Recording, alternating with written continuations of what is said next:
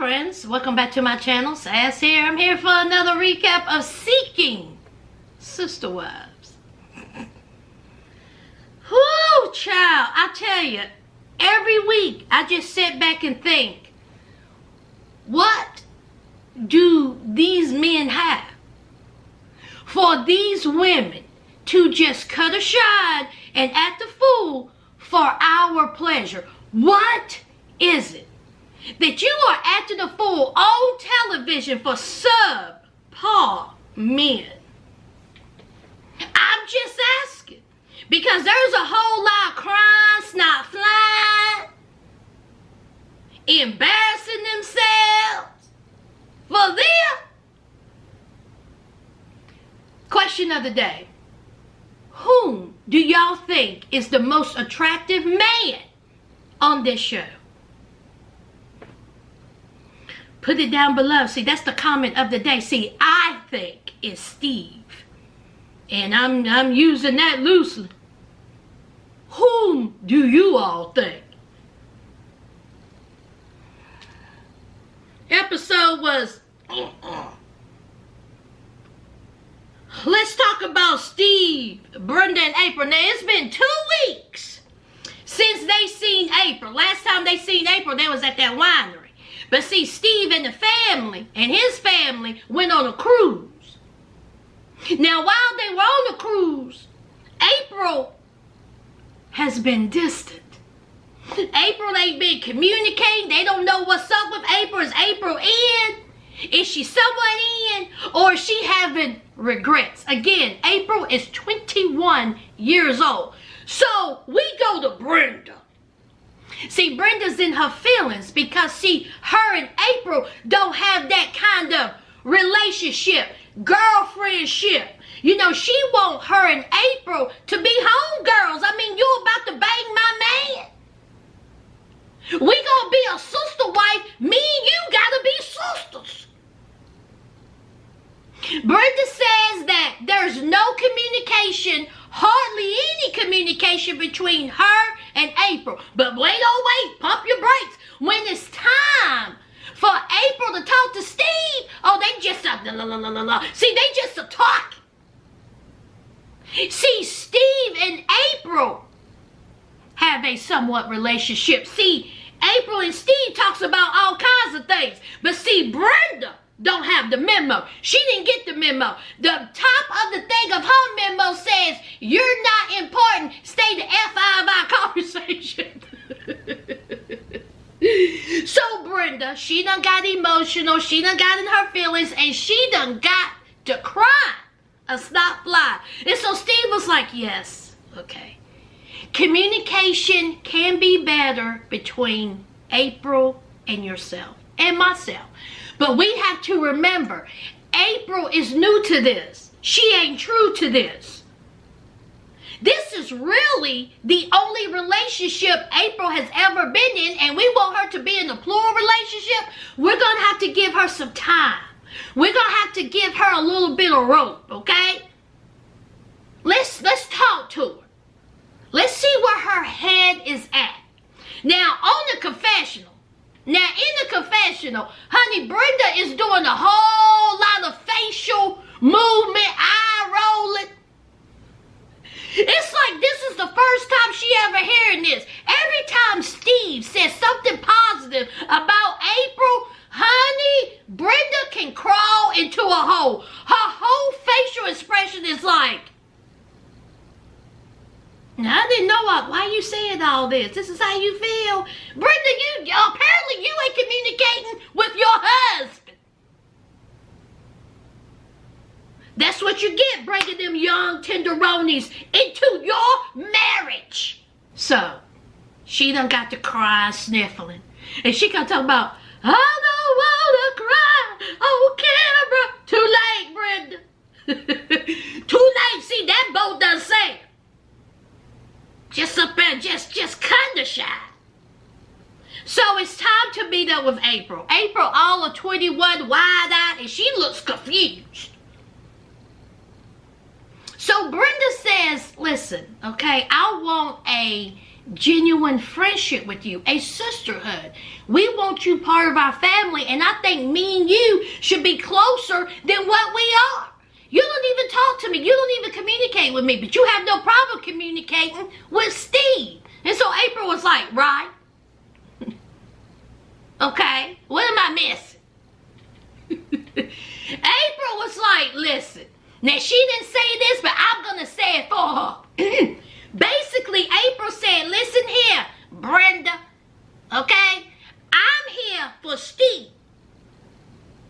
See, Steve is the one with the pain. You don't have what I need. Now, me and you cool and all, but that's the extent of it. See, we're going to be somewhat acquaintances, but not homegirls. See, I'm trying to be all that with your husband. What don't you understand? But of course, April didn't say that. April was just like in awe that they're questioning her not communicating. And she said, listen, okay, this is a lie. Okay, I am, trying to figure out all this because this is the first time I've ever done this. So, yeah, I could be a little bit more, talkative, communicative, and, all that. So Brenda says that she feels left out. She feels left out of the conversation. She feels left out of their relationship. Well, you're going to. See, this is what happens when you bring another person in. There's going to be resentment and there's going to be jealous feelings. Somebody is going to be that person to get all of the husband's attention. That's just it. Of course, Steve said, I don't want Brenda to feel this way. I hate that Brenda feels this way. But then there's April. Again, y'all, April is 21 years old.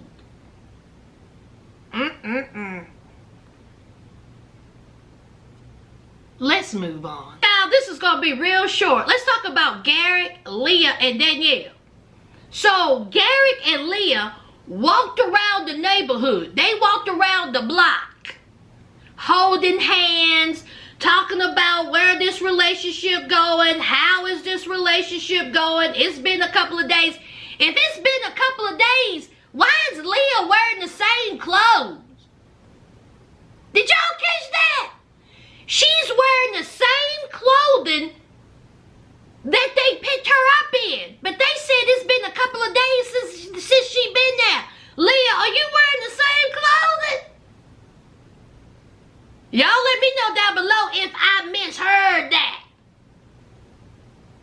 So they're walking around the neighborhood and Garrett said, you know what? I'm trying to grow this family. Leah said, well, how many wives you think that you need? Garrett said, well, I can go up to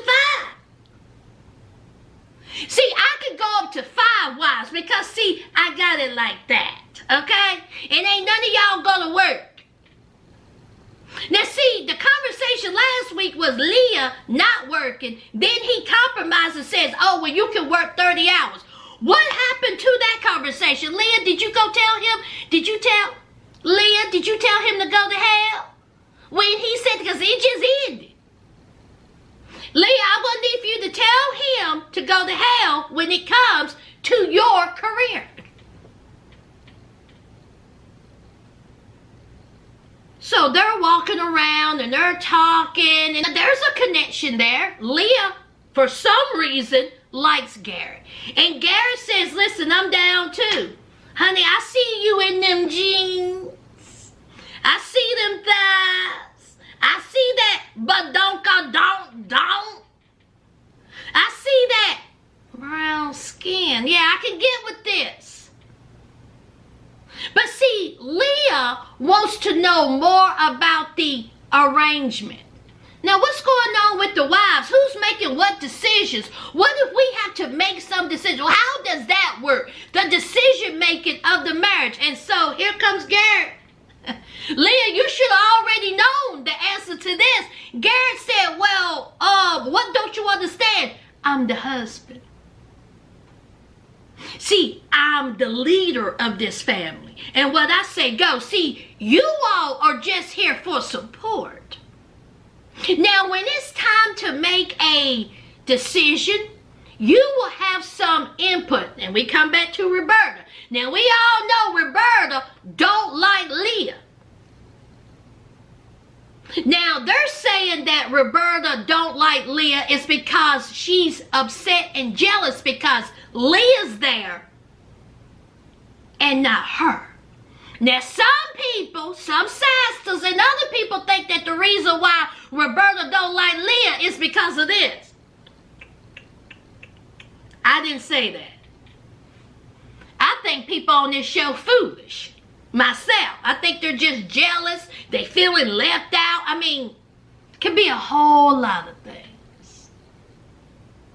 And so Garrick said when there's a decision to come down, we will make the decision. But because I'm the leader, I'm the husband, I'll make the final decision. Baby, these two in this scene was useless. That's all we got.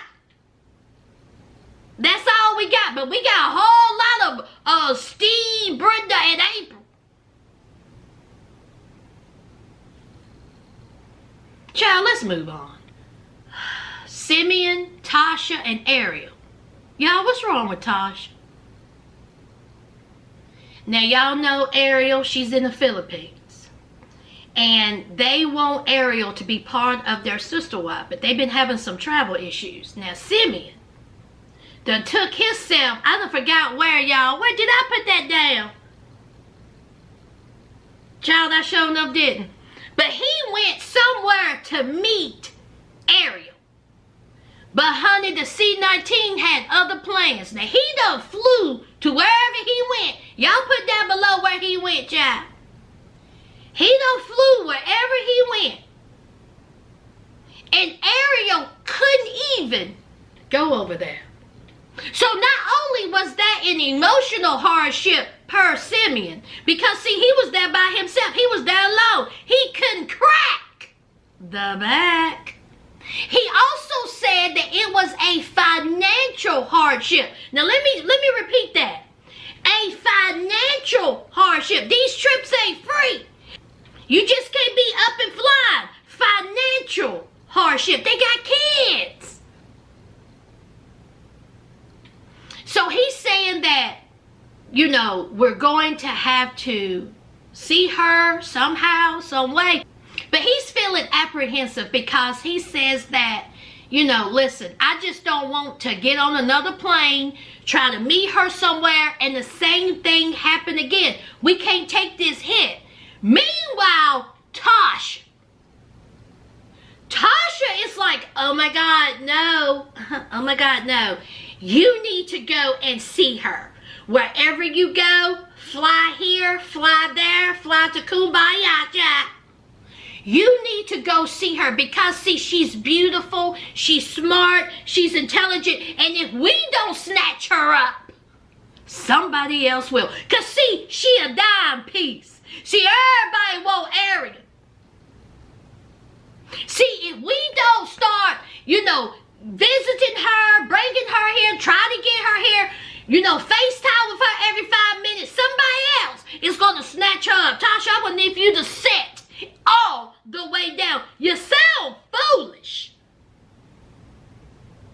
If Ariel wants to be part of your family, Ariel will be part of your family. Why is it that you are willing to take a financial hit because you feel like somebody else is going to snatch her up? And did you hear Tasha talking about, we're going to work things out? You know, either he stays there for 6 months and then stay with us for 6 months, or, you know, he goes visit her, you know, a month, every month. What type of money you talking about, Tasha? Because, see, your husband said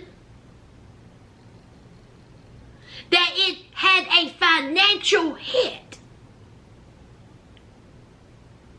You got kids. So they get on the FaceTime and they're telling Ariel all this, and Ariel was like, oh my God, yes, that makes sense. You come here, I don't have to go there. This is my homeland. It's all good. It works out great. So of course, here's Tasha being a supportive wife she is, and they're both looking at airline tickets. Child, they are just begging for these women to come into their lives. You like it, I love it. Let's move on. Last, oh yes, and certainly least, let's talk about Marcus, Taryn, Bina with a B, and India. Now, let me ask y'all something before I even start. Y'all correct me if I'm wrong in the comments. Marcus and Taryn were married. Marcus and Taryn married. Taryn finds out that Marcus was out there cheating. She leaves. That left Marcus to go cheat even more. He finds India. Y'all correct me if I'm wrong. Wasn't Marcus and Taryn still married when he met India? Correct me if I'm wrong. I don't remember them saying anything about divorce papers, signing for divorce, separation papers. I didn't hear none of that. Correct me if I'm wrong. The reason why I asked that is because of something India said. Now, we have India and we have Marcus. Now, Bina, she's in town. And honey, Marcus is smitten with that North Carolina. Put your hands up. Honey, he seen Bina and it was over. He said, I'm going to need to put my hands through them braids of hers. Okay? So, of course, he goes back and he says, listen, I'm impressed with Bina. I like Bina. And I want to crack Bina's back like a walnut. What y'all think about it? Now, Taryn, she all cool. Taryn was like, look, ain't nothing to it but to do it. But India, she says, oh, no. She says, you having sex with Bina this fast, I have a problem with. Marcus was like, why you got a problem with it? See, you don't have anything to say about it. This is my call. I'm just being nice in asking you all. But see, again, just like Garrett, I make the final decision. And if I want to bend her, if I want to snap her like a rubber band, that's on me. And so India said, oh no. Oh no, see, that's not how it works. See, we're a family. This should be a family decision. Okay? And I think that if one of us have a problem with it, it should be a no-go. Marcus said, you done lost every bit of your mind. I think the F not. He says, in fact, when me and you got together, that's the only thing we did. I had your legs up in the air, swinging them like you just don't care. You almost had a concussion the way I had your head busting up against that headboard. What's wrong with you? And so this is when India said this. Hence the question I asked you. She said, you were single, I was single. See, justification to why she was banging a married man. Because see, I really do feel like he was still married to Taryn. What are you talking about, India? What makes Bina different? Oh, that's right. Because Taryn and Marcus have known her for a decade. And you just not knowing her. No. You don't want Marcus to have sex with her. Bottom line. You're comfortable. You think it should be just you, Taryn, and Marcus. Which is fine. But again, you want to be involved in a plural marriage. Well, here you go. India says that she's good with them just dating for now. But no sex. Marcus says, good luck. Good luck with that. So, of course, here comes Bina. Bina done come over, child. And Taryn is like, hey, girl, oh, my God, you're stunning. You're beautiful. Oh, my God, I miss you. I miss you. Oh, my God. Marcus was like, hey, now. How you doing? You look good. Sit right here. Sit right here. Meanwhile, India is sitting there in her own steam, honey. India is seething.